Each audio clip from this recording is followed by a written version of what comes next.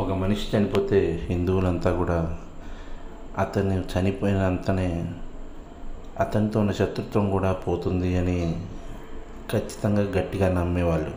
కానీ కొందరు విషయాల్లో అలా ఉండడం కూడా కరెక్ట్ కాదు. ఎందుకంటే ఎవడైతే మన మూలాలను అవమానించాడో, ఎవడైతే మన ధర్మాన్ని ధిక్కరించాడో, ఎవడైతే మనల్ని తోలనాడాడో, నీచంగా చూశాడో, అటువంటి వారు ఏ స్థితిలో ఉన్నా వారిపైన జాలిపడడం కూడా అది సద్గుణ వికృతి అవుతుంది. కానీ అది ఒక మంచి లక్షణం అయితే కాదని నా అభిప్రాయం.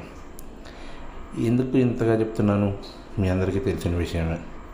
ఈ ప్రవీణ్ పగడాల ఇతను ఏంటి, ఈయన ఒక పాజిటివ్ వృత్తి చేసుకునే ఒక వ్యక్తి. ఇతనికి ఎంతో డబ్బు, మరెంతో ఏదేదో ఆయనకున్న బిజినెస్లు అవన్నీ ఆయన personals, that's okay for us. కానీ ఆయన చేసిన కొన్ని స్టేట్మెంట్స్ అవి అంటే దేవుడు వచ్చి డైరెక్ట్గా ఆయన చంపేశాడని నేను అస్సలు అన్ను. ఎందుకంటే మన దేవుడు అలాంటి వాడు కాదు, మన గ్రంథాలు అలాంటివి కాదు, మనకెక్కడ అలాంటివి చెప్పలేదు. ఎందుకు ఈయన చనిపోవడం ఈ రకంగా అంటే కేవలం హిందువుల ఉసురు తగిలి మాత్రమే. అంటే ఎవడైనా కానీ ఒక లెవెల్ దాటినప్పుడు ఎవరైతే ఆ మాటలు పడుతున్నారో వారి యొక్క ఉసురు ఖచ్చితంగా గట్టిగా తగులుతుంది. ఆ తగలడం భాగంగానే ఈరోజు ఈయనెళ్ళి గుంటలో పడ్డాడు అంటే మీకు అర్థమైంది.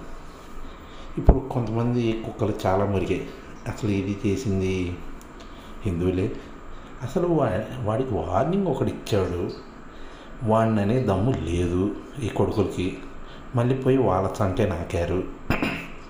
సరే నాకితే నాకారా, మాకు అనవసరం. ఒరే, ఎన్ని సంవత్సరాల నుంచి హిందూ దేవుళ్ళని మీరు దూషిస్తున్నారా? ఏ రోజన్నా ఎవరినైనా ఏమన్నా అన్నారా? అదే కదరా మీ బలం, అదే కదరా మీరు చూసుకొని తెచ్చిపోయేది. ఈరోజు ఇడిపోయి గుంటలో కావగానే జనాలు పాస్టర్ నా కొడుకులంతా బయటకు వచ్చేసి ఇష్టం వచ్చినట్టు వాగుతున్నారు హిందువుల మీద. అసలు వీళ్ళందరి మీద కేసులు వేయాలి, డౌటే లేదు అందులో. పోలీసులకి మాత్రం హ్యాట్స్ ఆఫ్, ఏపీ పోలీసులు they did a very good job.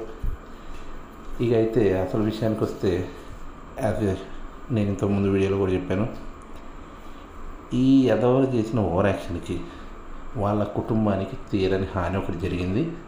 అదే ఇన్సూరెన్స్ రాదు. ఎందుకంటే తెలిసింది కదా, తాగి చనిపోయిన వారికి ఇన్సూరెన్స్ రాదు. ఇన్సూరెన్స్ కంపెనీలకు ఇది లాభం.